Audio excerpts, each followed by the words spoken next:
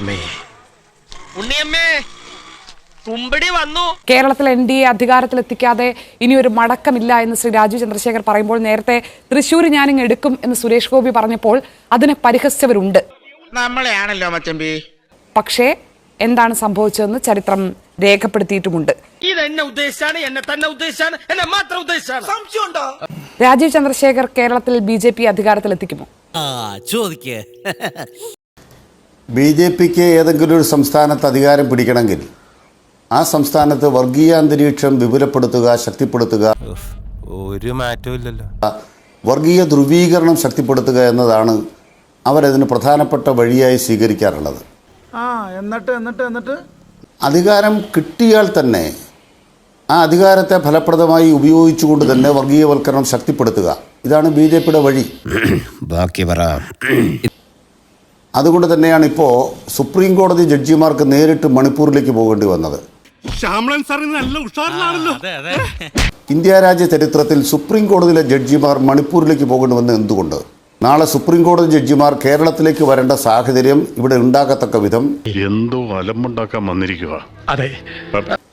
വർഗീയ സംഘർഷം ഉണ്ടാക്കുന്ന അജണ്ട എങ്ങനെ വിപുലപ്പെടുത്താം, ഇതാണ് BJP എപ്പോഴും അധികാരം പിടിക്കാൻ വേണ്ടി ചെയ്യുന്നത്. അവർ രാഷ്ട്രീയ പ്രക്രിയയല്ല BJP ശ്രദ്ധിക്കാറുള്ളത്.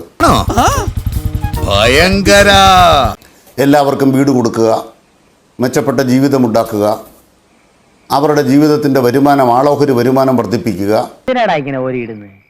തുടങ്ങി കമ്മ്യൂണിസ്റ്റ് പാർട്ടി മത്സരിച്ചു കൊണ്ടിരിക്കുന്ന ജനജീവിതത്തിൻ്റെ മെച്ചപ്പെടുത്തുന്ന മേഖലകളിലൊന്നും കമ്മ്യൂണിസ്റ്റ് പാർട്ടിയോട് മത്സരിക്കാനോ അതിൻ്റെ 7 അയലോക്കത്ത് വരാനോ BJPക്കാവില്ല. തലശ്ശേരി വർഗീയ കലാപം മുതൽ BJP കേരളത്തിൽ ചുവടുറപ്പിക്കാൻ നടത്തിയ ഓരോ പരിശ്രമത്തെയും കമ്മ്യൂണിസ്റ്റ് പാർട്ടി ജീവൻ കൊടുത്ത് പോരടിച്ച് മറികടന്നിട്ടുണ്ട്.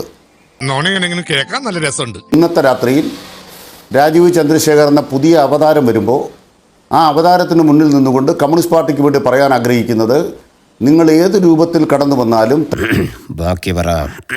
തലശ്ശേരി വർഗീയ കലാപം മുതൽ ഞങ്ങൾ ചെറുത്തു നിന്നതുപോലെ ഈ മതനിരപേക്ഷ കേരളം ഈ നാടിനെ ഭ്രാന്താലയമാക്കുന്ന വർഗീയ ശക്തികൾക്കെതിരായി ചെറുത്തു നിൽക്കും. ഭയങ്കരം തന്നെ. വ്യക്തിപരമായിട്ടൊന്നുമല്ല BJP പ്രവർത്തിക്കുന്നത്, കൃത്യമായ സംഘടനാ അജണ്ടയോടുകൂടിയാണ്. ഈ പറയുന്ന പൊയ്മുഖമായ ഈ രാജീവ് ചന്ദ്രശേഖറിൻ്റെ പിന്നിൽ RSSന്റെ അജണ്ടയാണ്. RSSന്റെ അജണ്ട കൃത്യമാണ്. കേരളത്തിൽ മുസ്ലിങ്ങളെ പ്രതിസ്ഥാനത്ത് നിർത്തി ക്രൈസ്തവരുടെയും ഹിന്ദുക്കളുടെയും ഒരു ഐക്യമുണ്ടാക്കണം. അതിനടിസ്ഥാനപ്പെടുത്തിയ ഒരു രാഷ്ട്രീയത്തെ കേരളത്തിൽ രൂപപ്പെടുത്തണം. പക്ഷെ ഞങ്ങൾ പറയുന്നത്, രാജീവ് ചന്ദ്രശേഖറിൻ്റെ ബുദ്ധി എന്ന് പറയുന്നത് തുരുമ്പെടുത്ത നിർമ്മിത ബുദ്ധിയാണ്. അത് കേരളത്തിൽ ചിലവാകില്ല. ഇന്നത്തെ കേരളത്തെ രൂപപ്പെടുത്തിയതും നാളത്തെ നവകേരളത്തെ രൂപപ്പെടുത്താൻ കഴിയുന്നതുമായ ജൈവ ബുദ്ധിജീവികളുടെ രാഷ്ട്രീയ പ്രവർത്തനമാണ് കേരളത്തിൽ കമ്മ്യൂണിസ്റ്റ് പാർട്ടി നടത്തിക്കൊണ്ടിരിക്കുന്നത്. സ്വന്തം ഇഷ്ടത്തിന് തട്ടിവിടുന്നതാണ്. എന്താണ് ഈ പോരാട്ടത്തിൽ മറ്റ് പാനലിസ്റ്റുകളെ അല്ലെങ്കിൽ മറ്റ് മത്സരാർത്ഥികളെ പരാജയപ്പെടുത്താൻ BJPയിലെ ഈ രാജീവ് ചന്ദ്രശേഖരെ സഹായിച്ചത്? അതും അദ്ദേഹം പറഞ്ഞില്ല. മറ്റ് മത്സരാർത്ഥികൾ ഉണ്ടായിരുന്നില്ല. ബഹുമാനപ്പെട്ട BJPയുടെ പ്രസിഡന്റ് എങ്ങനെ രാഷ്ട്രീയത്തിൽ വന്നു? നല്ല പണം മുടക്കിയ രാഷ്ട്രീയത്തിൽ വന്നത്. അത് കേരളത്തിൽ പരിചിതമല്ല. കർണാടകത്തിൽ നല്ല നിലയ്ക്ക് പണം മുടക്കി അവിടുത്തെ MLAമാരെ വിലയ്ക്ക് വാങ്ങിച്ച്, അന്ന് BJPയുടെ ഭാഗമായിട്ടല്ല അദ്ദേഹം രാഷ്ട്രീയത്തിൽ വന്നത്. ആദ്യം MP ആയത്, രാജ്യസഭ MP ആയത്. അങ്ങനെ പണം മുടക്കി പണം കൊണ്ട് MP ആയ ഒരാൾ, പണം കൊണ്ട് തന്നെ അതിൻ്റെ അടുത്ത ഘട്ടത്തിലേക്ക് കടന്ന ഒരാൾ, അതേ പണത്തിൻ്റെ ബലത്തിൽ നിന്നുകൊണ്ട് കേരളത്തിൽ ഒരു പുതിയ പരീക്ഷണത്തിന് കടന്നു വരികയാണ്. പറയുന്ന നിനക്കില്ലേലും കേൾക്കുന്ന എനിക്കില്ലടാ ഒരു ചളുപ്പ്. കമ്മ്യൂണിസ്റ്റ് പാർട്ടിയുടെ 9 കൊല്ലക്കാലത്തെ കേരള ഭരണത്തെക്കുറിച്ച്, ഈ ഭരണം പാർട്ടിക്കാർക്ക് മാത്രം ആനുകൂല്യങ്ങൾ കൊടുക്കുന്ന ഭരണമെന്ന ഒരാക്ഷേപത്തിനും അടിസ്ഥാനമില്ല. ത്തിൽ നമ്മളെല്ലാം ചർച്ച ചെയ്തുകൊണ്ടിരിക്കുന്നത് പാർട്ടിക്കാർക്ക് പോലീസ് സ്റ്റേഷനിൽ ചെന്നാൽ വില കിട്ടുന്നില്ല എന്ന അൻവറിന്റെ ആക്ഷേപം. അതിനെക്കുറിച്ച് കൂടുതൽ വിശദമായി തന്നെ ഈ പറഞ്ഞതിന് വേറൊരർത്ഥം ഇല്ലേ? അങ്ങനെ പ്രത്യേകിച്ച് അർത്ഥമൊന്നുമില്ല. അഴിമതിയെക്കുറിച്ച് പറഞ്ഞു. ഞങ്ങളുടെ തലയുയർത്തി നിൽക്കുന്നതിന് കാരണം എന്താണ്? ഈ രാജീവ് ചന്ദ്രശേഖർ അടക്കമുള്ള സമ്പന്നന്മാരുടെ പണം വേറെ നിൽക്കുന്നു. മറുവശത്ത് ഇലക്ട്രൽ ബോണ്ട്. വായിക്കാത്ത കയറി വിടുവിച്ചാലേ ശരിയാവും. കേരളത്തിൽ 9 കൊല്ലം അധികാരത്തിരിക്കുന്ന കമ്മ്യൂണിസ്റ്റ് പാർട്ടി കൈ നീട്ടിയാൽ എത്ര കോടി രൂപ ഇലക്ട്രൽ ബോണ്ട് കിട്ടും? അത് വേണ്ടാന്ന് പറഞ്ഞ പാർട്ടിയല്ലേ കമ്മ്യൂണിസ്റ്റ് പാർട്ടി. ഇവൻ പറയുന്നത് വിശ്വസിക്കരുത്. ഇവൻ ഭക്ഷണം കഴിക്കാനും കള്ളം പറയാനും മാത്രമാണ് വാ തുറക്കുന്നത്. ഞങ്ങൾ പണം കണ്ടാൽ കണ്ണു മഞ്ചലിക്കുന്നവരാണ്. പക്ഷേ ഇന്ന് ശ്രീ രാജീവ് ചന്ദ്രശേഖരനോട് വന്ന ഒരു പ്രധാനപ്പെട്ട ചോദ്യം എന്താണെന്ന് അറിയാമോ ശ്രീ അനിൽകുമാർ? അതൊന്നും എനിക്കറിയാൻ മേല. അധ്യക്ഷ സ്ഥാനം ഏറ്റെടുത്ത ശേഷം രാജീവ് ചന്ദ്രശേഖർ അഭിമുഖങ്ങളിൽ നേരിട്ട ഏറ്റവും പ്രധാനപ്പെട്ട ചോദ്യം CPM-ന്റെ കേന്ദ്ര കമ്മിറ്റി അംഗം EP ജയരാജനുമായുള്ള സാമ്പത്തിക ഇടപാട് എന്താണ് എന്നാണ്. അതിനെക്കുറിച്ച് ഒരു വ്യക്തത അദ്ദേഹവും നൽകിയിട്ടില്ല, EP ജയരാജനും നൽകിയിട്ടില്ല, CPM നൽകിയിട്ടില്ല.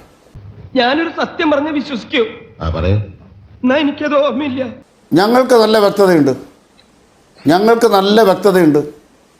കമ്മ്യൂണിസ്റ്റ് പാർട്ടിക്ക് EP ജയരാജനുമായി ബന്ധപ്പെട്ട് നല്ല വ്യക്തതയുണ്ട്. ഇവനെ സൂക്ഷിക്കണം. ഇവൻ നമ്മളെ കുഴപ്പിക്കാനുള്ള പരിപാടി, ഇവനിതിലെന്തോ കൈയുണ്ട്. നിങ്ങളാരും ആരോപിക്കുന്നത് പോലെ ഒരു സാമ്പത്തിക ബന്ധങ്ങളും അക്കാര്യത്തിലില്ല. ബഹുമാനപ്പെട്ട സഖാവ് EP ജയരാജൻ, അദ്ദേഹത്തിൻ്റെ സഹധർമ്മിണി, അവർ റിട്ടയർ ചെയ്തപ്പോൾ അവർക്ക് കുറച്ച് പണം കിട്ടി. ആവേശം കൊണ്ട് ഓരോന്ന് വിളിച്ചു പറഞ്ഞ് തടിയേടാക്കണ്ട, പണിയെടുക്കാതെ ജീവിക്കാൻ നോക്ക്. പിരിഞ്ഞപ്പോൾ 1 കോടിയോളം രൂപ കിട്ടി. അത് ഈ വൈദേകം റിസോർട്ട് തുടങ്ങാൻ വേണ്ടി വിനിയോഗിച്ച വനിത ഓർമ്മയുണ്ട്. അല്ല, അങ്ങനല്ല. 1 കോടി എന്നൊന്നും പറഞ്ഞാൽ അങ്ങനെ കോടിയാവൂല. 95 ലക്ഷം. അവർക്ക് എന്താണോ റിട്ടയർ ചെയ്തപ്പോൾ അതിന്റെ ഭാഗമായി ഒരു ജില്ലാ ബാങ്ക് മാനേജർ പറയട്ടെ, ഒരു ജില്ലാ ബാങ്ക് മാനേജർക്ക് കിട്ടിയത്, അത് അവർക്ക് കിട്ടിയ ഡെപ്പോസിറ്റ് അവർ ഒരു സ്ഥലത്ത് നിക്ഷേപിച്ചിട്ടുണ്ട്. അത് പൊതുവിൽ വ്യക്തമാക്കപ്പെട്ട കാര്യമാണ്. സത്യം സത്യം സത്യം. അത് ED അല്ല അന്വേഷിച്ചിട്ടുള്ള രേഖയല്ലേ, ബാങ്ക് ട്രാൻസ്ഫർ അല്ലേ? അതെ, ED അന്വേഷണം നടന്നുകൊണ്ടിരിക്കുമ്പോഴാണല്ലോ ശ്രീ അനിൽകുമാർ, കവി തല്ലുവാങ്ങിയിട്ടേ പോകുന്ന തോന്നുന്നത്. ED അന്വേഷണം നടന്നുകൊണ്ടിരിക്കുമ്പോഴാണല്ലോ BJP-യുടെ കേന്ദ്രമന്ത്രിയായിരുന്ന ഇന്ന് സാമ്പത്തിക സ്വാധീനം താങ്കൾ ചോദ്യം ചെയ്യുന്ന രാജീവ് ചന്ദ്രശേഖരന്റെ നേതൃത്വത്തിലുള്ള ഗ്രൂപ്പുമായി EP ജയരാജന്റെ കുടുംബത്തിന് മുഖ്യ പങ്കാളിത്തമുള്ള റിസോർട്ട് ഗ്രൂപ്പ് സാമ്പത്തിക ഇടപാട് നടത്തുന്നത് ഇല്ല എന്ന് താങ്കൾ പറയുന്നു. ഉണ്ടെന്ന് EP തന്നെ പറഞ്ഞാണ്. ആ സ്ഥാപനത്തിന് എത്ര കോടി രൂപ ചെലവ് വന്നിട്ടുണ്ട്? അതിൽ എത്ര നിക്ഷേപകരുണ്ട്?